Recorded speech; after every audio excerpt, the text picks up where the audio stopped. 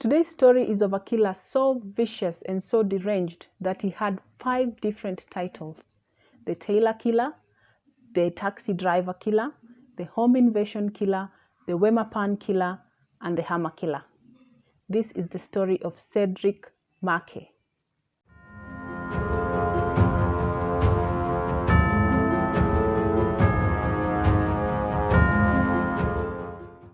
Hi friends, welcome to the Ayira Faith channel. I am Ayira and I do post true crime videos every week. So if that's your kind of vibe, please consider subscribing. Now, today's story is a big one and it's a crazy one. So kindly bear with me and please stay tuned till the end because it's going to be worth it. So today's story starts in Limpopo, South Africa, but happens mostly in Johannesburg, which is 4 hours south of Limpopo. It's 1965, we are in Limpopo, and Cedric Maake is born to a polygamous family. His mother was the second wife, so it's a large family. His father dies when he's in standard 8, which is now grade 10, and he has to drop out of school to help his mother take care of his siblings because most of the wealth that his father left was actually left to the first wife. And so he and his mom and siblings are left destitute, and they have nothing much, And Cedric came to really hate his father and his father's legacy with a passion. And at some point in his life, in his early 20s, he got married, had kids with this lady. But in his early 30s, he decided to move away from Limpopo to Johannesburg, which is 4 hours away. And he started a new life there as a plumber and a painter. He also had a brother who eventually became a police officer, and he was living somewhere near Soweto. That is just next to Johannesburg. And while in Johannesburg, he also had a girlfriend, despite having a wife back at home. He also propositioned a young lady called Angelina, and they were in a relationship. And Cedric's life was cliche, was a normal life. Nothing much was happening here and there. He was a plumber and a painter, like I said. But all of a sudden, things changed. On 28th of December 1996, one Antonio Alfonso was working at Hill Gardens Cafe in High Street in Rotterdamville. And Cedric came into the cafe and asked for coffee. So Alfonso, of course, turned to make his coffee, and Cedric reached out in his pocket, pulled out a hammer, and hit Alfonso over the head. He then went ahead and stole 400 rand from the counter or from the cashier's desk, and then went out. Alfonso survived the attack, but on 6th January 1997, after spending all the 400 rand in the New Year celebration, Maake was walking along the street and his eye caught Magan Hanji. Magan was an elderly gentleman who was a tailor. And when Cedric saw him, he was like, this is an opportunity. So he walked into the tailoring shop and told Magan that he was a plumber and he was looking for overalls, work overalls. So Mr. Hanji gave him a couple of overalls and he fit, and one of them was okay. And he handed it over to him for him to pack it up for him. He was insinuating that he was going to buy it. And when Magan was facing, packing up the overalls for him, Cedric then reached into his pocket and took out a shifting spanner and hit him on his left eye. Mr. Hanji, of course, fell over, and Cedric followed him over the counter and continued hitting him with the same shifting spanner. He then made out with 5 pairs of trousers and left Mr. Hanji there bleeding and unconscious. Fortunately, Magan survived. But on 8th January 1997, he went to a butchery run by Mr. Kenny Chan, and the same MO. He told him, okay, I need to buy a rack of lamb. And when Mr. Chan had his back turned to him and he was busy getting the pieces of meat that he had asked for, he took out a hammer and bludgeoned him over the head, and again several times. And then he made out with a couple of runs from the till. This is not all. This kept happening over and over again. On 17th January 1997, Hantilan Lachman was at his tailoring shop, and Maake walked in and he said, okay, I want to have my pair of trousers altered, the same pair of trousers that he had stolen from Mr. Hanji earlier, part of the 5 that he had stolen.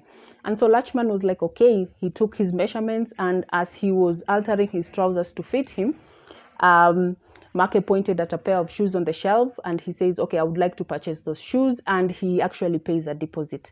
On the deposit receipt, he doesn't give his real name, he gives an alias, and he gives an alias that is Patrick Mokwena.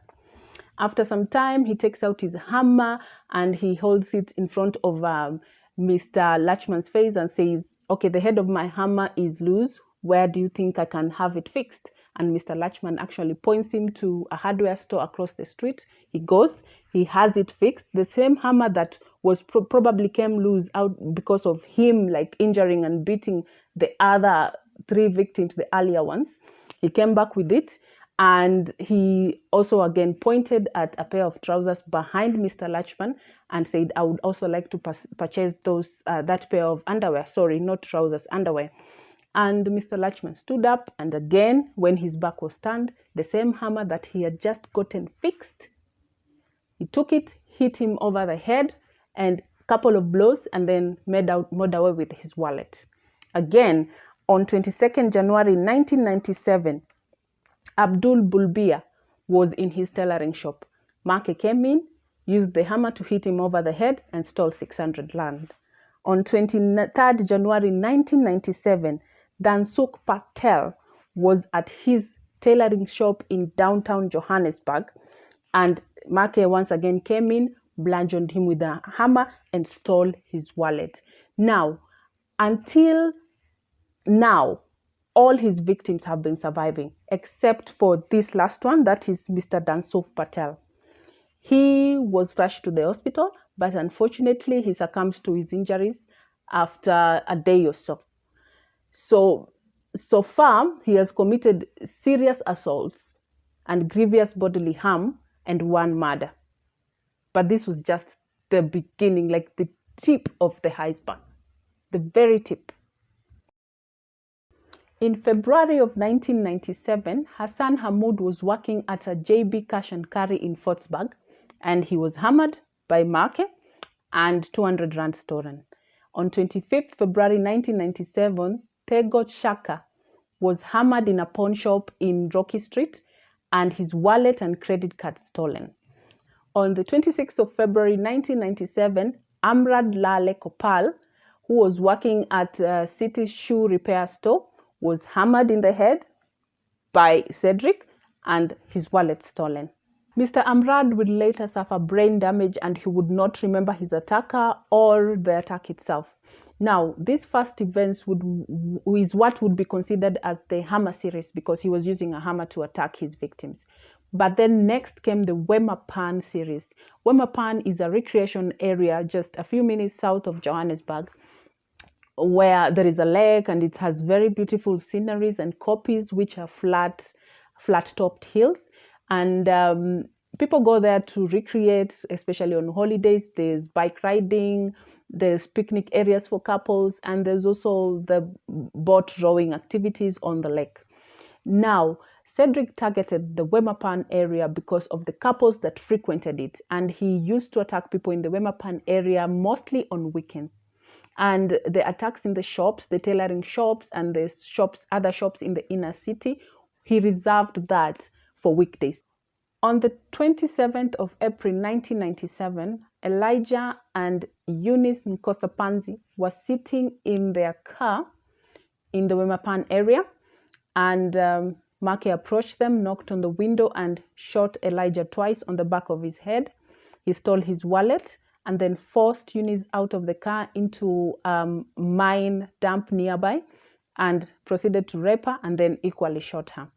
Later on that night, he found a young lady walking by herself, and he proceeded to rape her twice and then used a rock to bludgeon her to death. He crushed her head with a rock.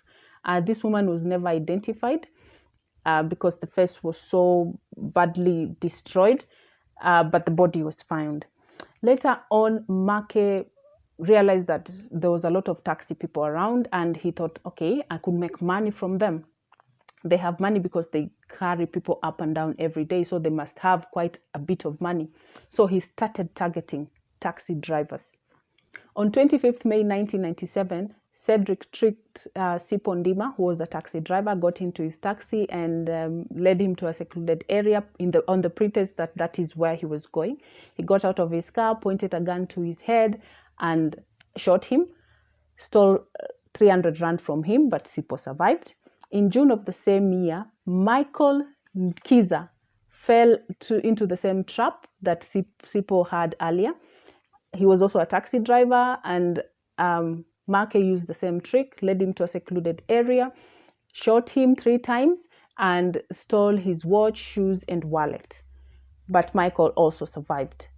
After the taxi driver murders, he returned to couple murders. And 49-year-old Ralph Ngwena and his girlfriend, who was 42-year-old Christina Mashingo, were his next victims. He approached them while they were sitting on the ground in Wemmer Pan. He shot Ralph twice on the back of his head. Of course, he died. And then Christina's body was found a small distance away from Ralph's body, and she was raped and shot. On 16th June 1997, Dora Dlala was jogging along Soweto Highway. Cedric approached her, accosted her, raped her, and shot her. On 21st June 1997, Sonti was walking with his friends, 2 of his friends, and Cedric approached them, struck a little conversation with them, then suddenly pulled out a gun and shot Sonti. He then stole his shoes and 20 rand. On 11th July 1997, Jerry and Charlotte Ndlovu were sitting in a car at Wemmer Pan. Cedric approached them, knocked on the window, and Jerry pulled down the window, and he asked him how to use a cell phone that he was having. As Jerry tried to assist him, he pulled out a gun and shot Jerry in his chest and stomach. He then stole Jerry's wallet. He pulled Charlotte out of the vehicle, beat her up, and forced her to walk some distance with him. He raped her and then forced her to walk further. Then after some time, he forced her to flag down a taxi, which she did, but not before robbing her of her leather jacket and her spectacles and her watch. But as soon as the taxi got to where they were, Charlotte jumped in and locked Cedric outside, and she shouted at the driver, "You need to go right now." Luckily, the driver acted fast, and Charlotte was saved. But this act of escape that Charlotte made kind of angered Cedric, and his next victims would suffer the brunt of his rage because of Charlotte escaping. On 12th July of the same year, Moses Ramutlawa and his girlfriend Dorcas Makachane were sitting in their vehicle at Wemmer Park. Cedric walked up to them. He shot Moses in the head, stole his wallet, and then forced his girlfriend out of the vehicle and forced her to walk with him a couple of a short distance away into a tree cover. He raped her twice. Then, get this, after raping her, he gave her money for taxi and then tried to arrange a date with her the next day. And for some reason, he decided to let her go. And as she was running away, after, of course, she promised not to identify him. And when she was running away, he shouted and asked her if she would attend Moses' funeral. He's sick. He's really sick. After Moses' murder, Detective Piet Baldeveld was put in charge of investigating the Wemmer Pan murders. He was South Africa's top cop, if I may say super cop, because he had a 99 success rate when it came to investigating and solving murders, and especially catching serial killers. So they had their top man on the job, and 4 days later, after the last murder, Cedric struck again. 26-year-old Sandy Kolobe and Emily Madiba, his girlfriend, were sitting at Wemmer Pan when Cedric approached them and held them at gunpoint. He then forced them to have sex with each other as he watched, and then he raped Emily and stole Sandy's wallet. But after some time, Sandy managed to escape. So Cedric, being angry, he actually shot Emily several times, but thankfully Emily survived. On 18th of July 1997, Maake reached a different high because in one night he killed 5 people using 2 different modes of operation and in 3 separate incidences. Number 1, 26-year-old Samuel Malema and his girlfriend Catherine Lekwane were enjoying themselves in Wemmer Pan. He approached them, held them at gunpoint, and asked for Samuel's wallet. Samuel fought back and he received 3 shots to the head. He then shot Catherine in her knee to stop her from escaping, raped her, and then fled. He left Catherine alive. We don't know why. Further down the road, he met David Duplessis and his girlfriend Sarah Lumpane. He shot David dead, raped Sarah, and shot her dead. We don't know why he was leaving some women alive, maybe because they cooperated, and then he was killing others. We are not sure. Then on the same night, down the road, he met 19-year-old Martin Stand and his 15-year-old girlfriend, Leilani Van Wyk.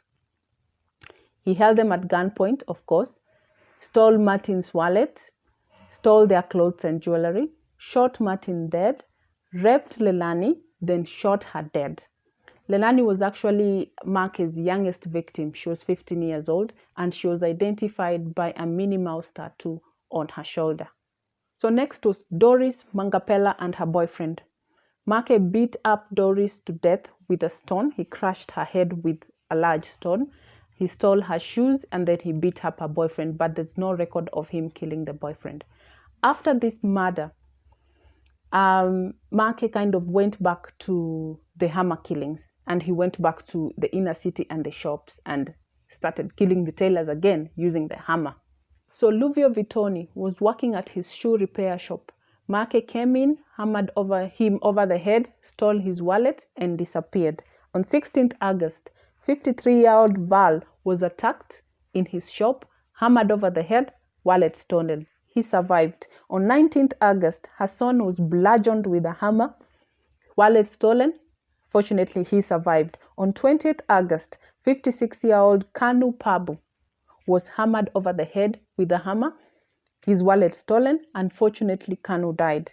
On 14th September, Abdul Karim was hammered over the head, his wallet stolen. Fortunately, he survived. On 19th September, 70-year-old Hajiva Nadaya was hammered over the head, wallet and clothes stolen. He survived.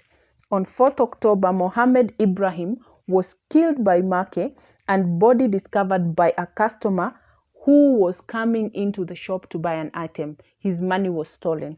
On 14th October, Jacinto Surano was killed in Good Hope Cafe by beating him to death with a hammer. He actually hammered his head in and his cash was stolen.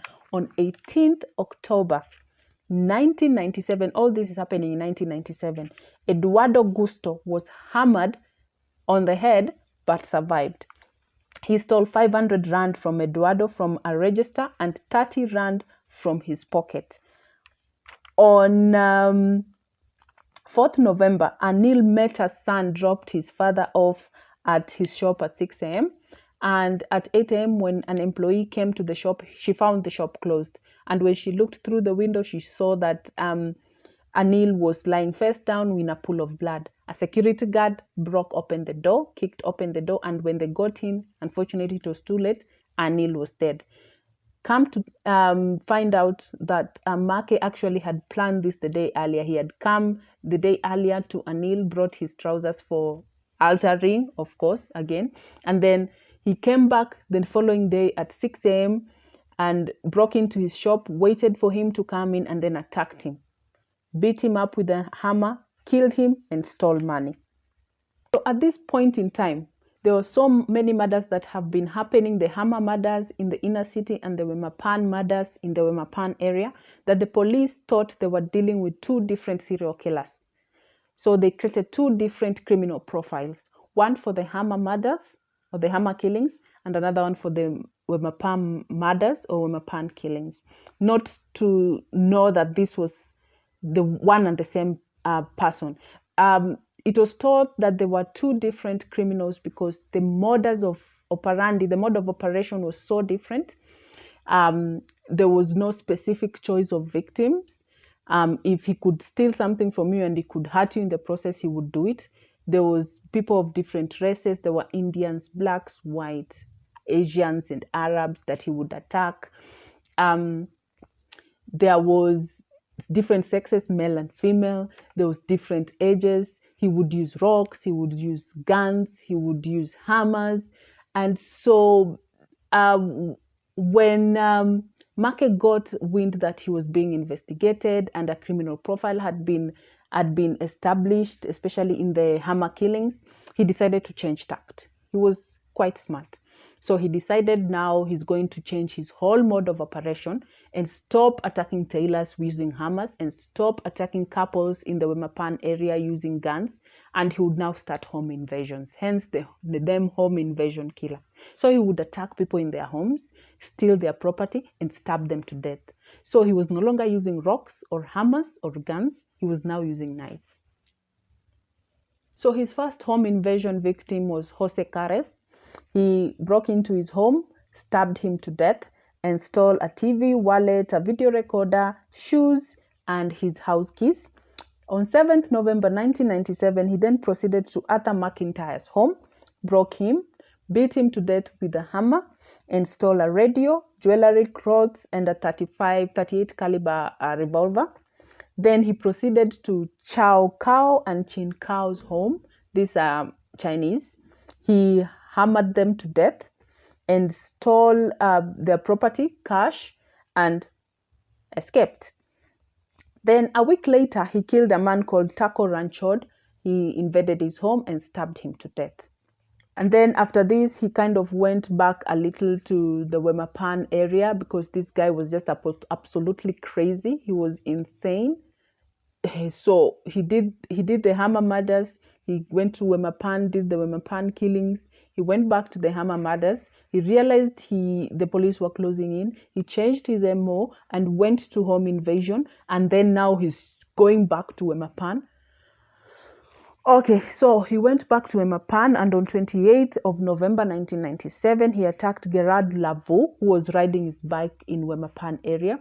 He shot him on the back, shot him to death, stole his bike, and went to a pawn shop in La Rochelle and pawned his bike for 120 rand. On 20th December 1997, in the Wemmer Pan area, he approached Millie and Thandi Ndaba and pretended to be a police officer. He pretended to be looking for stolen property. He checked the area where they were sitting and then ordered them to follow him to his car. And when they did follow him to his car, he took out a gun, held them at gunpoint, and he raped Thandi several times, and he shot Minnie to death. He then later on, a day later, he killed Sarol Sladry. He invaded his home and hammered him to death and stole his TV. Then later, Enoch Ngoma and Deliwe Nogolela were held at gunpoint by Maake. He forced them to have sex with each other as he watched. He raped Deliwe and released her when she promised not to identify him to the police. He robbed Enoch of his clothes and watch. On 19th December, he attacked Bongani Ngama and Ntombi Futi. He shot Bongani, and then he abducted Ntombi. He took her to a secluded area in Wemmer Pan. He raped her twice, and then he forced her to walk with him. And on the way, they met a guy by the name Richmond. He shot Richmond while he was with her, shot Richmond, and then stole his shoes. I walked her up to I think it was the Faraday station, train station. He raped her again, and then he released her, telling her that she was lucky he wasn't killing her. So the police finally caught a break on 22nd December 1997 when they received a call from a local hotel reporting that there was a suspicious man lurking around. He wore green trousers and a gray faded jersey. He wasn't a vagrant, but at the same time, he didn't live there. And when they visited the hotel employees suspected that he was dating a woman that was staying in the hotel. Her name was Angelina Clapane. Was dating Angelina. And the police decided to stake out the area. So they stayed there on the whole night. And in the morning, they started following Angelina around. So at 11 o'clock, she left her hotel and she took a taxi to the railway line at JP. They followed her closely. And after some time, a short, small man appeared in green trousers and a faded gray jersey. And he was walking towards Angelina. And that was when Cedric Maake was arrested on 23rd December 1997. So, of course, he was taken in. And during the course of investigation and all the people that he had hurt and all the lives that he had destroyed, and also the survivors that were there, the police had collected actually enough evidence against him. They had collected enough DNA from the different suspects, victims, the ones that he left dead, the ones that he left alive. And they just needed something to match the DNA that they had collected against. So when they had him in custody, they took his blood and matched it against the DNA that they had collected from various crime scenes. That is just the Wemmer Pan area. We're not talking about the Hammer killings, the Wemmer Pan killings only. And they found it to be 100% match. So in his second day in custody, Cedric was not taking well to being arrested. So he became belligerent and he started throwing feces at the guards that were guarding him. So the detective, remember the super cop I told you about, Piet, he was called in and he came to try and pacify him. And in the midst of trying to placate him, he told him, you know what, I would take you to go see your mom, because he knew that Cedric had a very close bond with his mom. So this kind of made him like the detective, trust him a little bit more and be a little bit comfortable around him. This was the detective's aim, because he wanted him to admit to the killings, to the Wemmer Pan killings. So when he finally broke the news to Cedric that the DNA results came back and that they were a perfect match and that he knew he was the Wemmer Pan murderer, Cedric smiled and he admitted, he said, yes, I killed them, and so what? And when asked where he took the property that he had been stealing from these victims, he said, okay, I gave most of them to my mom in Limpopo. So Cedric, in a vehicle with all the entourage and the police officers, and they went over to Limpopo to retrieve the evidences that he had stolen from his victims and the survivors and given to his mom. It is said that his mom was very devastated to see her son in chains, as like I said earlier, they were very close. And when the detective investigated further on Cedric's motives in what he was doing, he found out that, like I said earlier, his mom was a second wife, and when the father died, they had nothing to live by, which left them destitute, as I had said, and it even forced Cedric to drop out of school to help out his mother. So the hardship kind of bonded the relationship between him and his mother, and he really, really loved his mother. But at the same time, he really hated his father for leaving them destitute and for favoring the first wife over his mother. Hence why he always killed the men first. It was like he's revenging. He saw the men he was killing as if they were his father. He was like payback to his father. He also spoke to Cedric's wife. Remember the wife and 4 kids that were in Limpopo? And he came to realize that earlier on in their marriage, his wife had cheated on him. And she had cheated on him several times with several men. And she had done this in the Wemmer Pan area. And she would most of the time cheat on him next to the copies. The copies are flat-topped little hills. So this explains why Cedric would chase the women around or over the copies when he was trying to kill them or when he was trying to catch them and rape them.